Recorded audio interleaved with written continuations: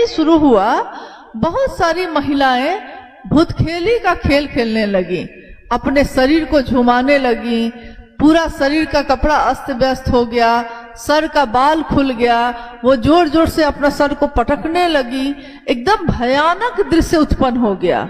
महत्वपूर्ण प्रश्न है ये कि 20 वर्षों पूर्व, 20 साल पहले जब गुरु भाई लोग बिहार से उत्तर प्रदेश आए थे महादेव की चर्चा के लिए, तो जिस मंच से वो चर्चा कर रहे थे, भजन हो रहे थे, तो भजन होना जैसे पूरे भारत, नेपाल या अन्य किसी भी जगह पे इक्का दुक्का ऐसी घटनाएं होती हैं, परंतु उत्तर प्रदेश में जितनी तेजी से ये हो रहा था, जितने भारी मात्रा में हो रहा था, ये देखकर हम लोग भी परेशान थे कि आखिर ऐसा क्यों हो रहा है।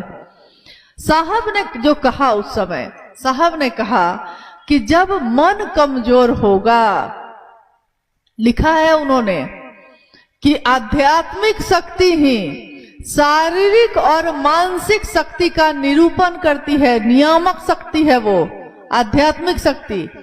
तो उन्होंने कहा कि कमजोर मानसिक शक्ति जब होगी तो थोड़ा सा ढोल बजेगा, थोड़ा सा म्यूजिक बजेगा, तो अपना मन का होश वो खो बैठेंगी, अगर मानसिक रूप से कमजोर हैं तब।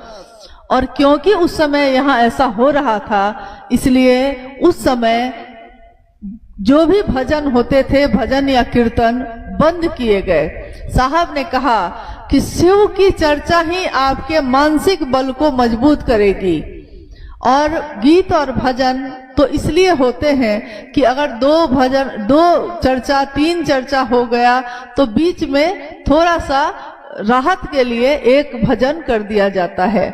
परंतु जो स्थिति है, आपने देखा होगा, बीमारी के अनुसार ही दवा दी जाती है। बीमारी अगर ज्यादा है तो दवा करी दी जाएगी, बीमारी कमजोर है, छोटी मोटी है, तो हल्की दवा से भी काम चल जाएगा, तो थोड़ी कड़ी दवा दी गई। साहब ने उस समय ये कहा कि शिव की चर्चा व्यक्ति के मन को बलशाली बनाएगी, शिव जैसा बनाएगी। फिर अगर उसका मन मजबूत हो जाएगा, मानसिक बल मजबूत हो जाएगा, तब उसका शरीर नहीं झूमेगा, तब भजन होता भी रहेगा, तब भी वो अपने तालियों के साथ तो ऐसे ऐसे ताली तो बजाएंगे हम, परंतु झूमेंगे नहीं। और क्यों झूमते हैं? इतना न दबाया गया है, शक्ति है ना सबके अंदर, पुरुष हो या स्त्री हो, ताकत है, ऊर्जा है। ऊर्जा को अगर आप दबाइएगा, कल एक गुरु बहन ने बड़ा अच्छा कहा कि बैलून में जैसे हवा भरा जाता है, तो जब हवा ज्यादा हो जाएगा तो बैलून ब्लास्ट कर जाता है, फूट जाता है वो। तो जब शक्ति है, सभी जो इंसान है, मानव है, वो शिव की रचना है, ताकत है उसमें, उसको बोलने की आजादी हो, देखने की आजादी हो, सुनने की आजादी हो, मतलब वो भी तो इंसान है। तो जब घर में बंद हो जाएगा कोई, इतना पर्दा होगा कि चेहरा अपना भी नहीं देख सकेगा, और सुबह से रात तक घर के काम में ही लगा रहेगा, तो जब वो बाहर कभी निकल नहीं सकता, किसी से बोल नहीं सकता, कुछ उसकी पसंद कोई नहीं पूछता, स्वाभाविक है शक्ति धीरे धीरे दमित की जा रही है, दबाई जा रही है। तो दबाते दबाते एक दिन विस्फोट हो जाता है, तो विस्फोट के रूप में वो अपना मानसिक बल खो बैठता है और उसका शरीर झूमने लगता है। तो जिस दिन हम महादेव की बात करना शुरू कर देते हैं, तो अब वो गुरु बहन या वो गुरु भाई बोलने लगे, बाहर निकलने लगे, दूसरों से मिलने लगे, सुनने लगे, हमको ये पसंद है, हमको ये नहीं पसंद, बोलने लगे, तो मानसिक बल बलशाली हुआ, मजबूत हुआ।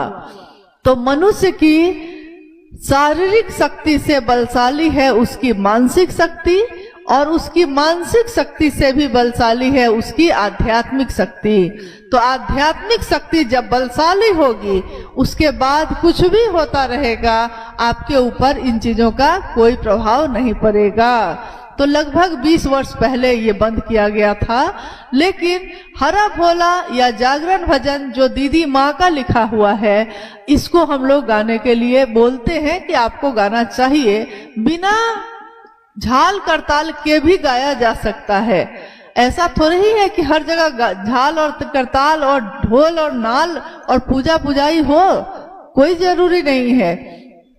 और कोई शिव का शिष्य होगा तो कितने ऐसे गुरु भाई गुरु बहन हैं जो पहले भजन गाने नहीं जानते थे, लेकिन गाने लगे, सीख गए। हम लोग के बीच एक गुरु भाई है बक्सर के सतीश जी, ये भी बैठे हुए हैं, पहले नहीं जानते थे। महादेव के चर्चा में अब शुरू किया जब, तो साहब ने कहा कि भाई जो शिव का शिष्य होगा वो जूता सिलाई से लेकर चंडी पाठ तक करना सीखेगा। कब किस चीज की जरूरत पड़ जाए वो काम करेगा। तो गाने लगे। कोई जरूरी नहीं है कि हम गीत को झाल करताल के साथ ही गाएं। हम हरा भोला हर शिवा, ये हमारे मन को शांत करता है। जागा जागा महादेव हो जगादा महादेव, सब देवों के देव मेरे गुरु महादेव, औघड़दानी गुरुदेव। नहीं, आप जागा जागा महादेव जब गाते हैं तो उसमें आपको पता है कि ये आखिर दीदी माँ ने क्यों लिखा। उन्होंने जिस दिन ये कागज पे लेकर लिखना शुरू किया था, उनकी अनुभूति है कि दीदी माँ की आंखों के सामने से महादेव के सभी स्वरूप एकदम गुजरने लगे। जैसे आंखों के सामने से कपालेश्वर के रूप में, महादेव के रूप में, औघरेश्वर के रूप में, महामृत्युंजय के रूप में, उमा के पति के रूप में गुजरते जा रहे हैं और दीदी माँ उसको लिखती जा रही है। तो ये जागरण भजन शिव शिष्यों के लिए तमाशा नहीं है, ये जागरण भजन हमारे मन में उस शिव को जगाने का एक तरीका है, एक विधा है। तो महादेव जग जाए, मेरे मन में जग जाए। हे महादेव, आप सब कुछ है, लेकिन मेरे आपके साथ भी हैं, मेरे मन में जाग जाइए आप। मेरा यही कहना है कि मुझको लगता है कि 20 वर्षों में इतना तो मन मजबूत हो ही गया होगा कि एकाध भजन बजेगा तो आपका मन झूमेगा, शरीर नहीं झूमेगा। क्या अभी भी आपका शरीर झूमेगा? मतलब आप लोग से पूछ रहे हैं कि अभी भी अगर आप कहीं गीत संगीत सुनेंगे तो आपका शरीर झूमने लगेगा। लेकिन एक बात याद रखिएगा, ये हमारा व्यापार नहीं है। कोई अगर इसको व्यापार बना के चल रहा है, कोई अगर ढोल पुजाई और 5,000 10,000 लेकर 5 भजन और 10 भजन गा रहा है, वो शिव का शिष्य तो कदापि नहीं हो सकता। क्योंकि अपने गुरु चर्चा के बदले या शिव चर्चा के भजन के बदले शिव का शिष्य पैसे नहीं लेता। हाँ, दूसरे जगह लेगा, दूसरे जगह लीजिए। गुरु चर्चा में ऐसा नहीं करना है। हमने अपनों का व्यापार नहीं किया, हम अपने बच्चे का, अपने पति, अपने पिता माता का व्यापार नहीं करते। वैसे ही हम अपने गुरु शिव का भी व्यापार नहीं करते हैं और ना करेंगे और ना करने देंगे किसी को। ये हमेशा सोच के रखिएगा कि धीरे धीरे उत्तर प्रदेश में भी मानसिक बल मजबूत हुआ है। थोड़े बहुत भजन आगे जाकर, अभी तो नहीं, अभी कुछ दिन और बंद रहेंगे, लेकिन आगे चलकर धीरे धीरे छोड़े जाएंगे। लेकिन ये याद रखिएगा कि हमको क्यों रोका गया और किस कारण से हमको ऐसा करने के लिए मना किया गया है।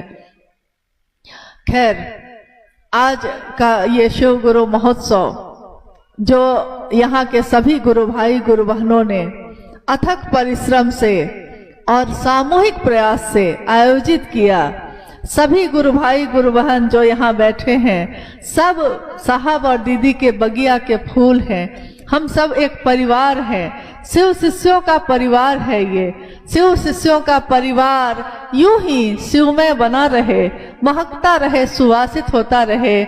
हम सबका मन शिव की दया की अतल गहराइयों में समाहित ही होता रहे। यही साहब हिंदानंद जी की, माँ नीलमानंद जी की अपने गुरु शिव से कामना है। हम सबकी भी यही कामना है कि हम सबका मन शिव की दया की अतल गहराई में डूबता रहे, डूबता रहे। आप सभी के चरणों में मेरा प्रणाम है। आप सबको मेरा प्रणाम।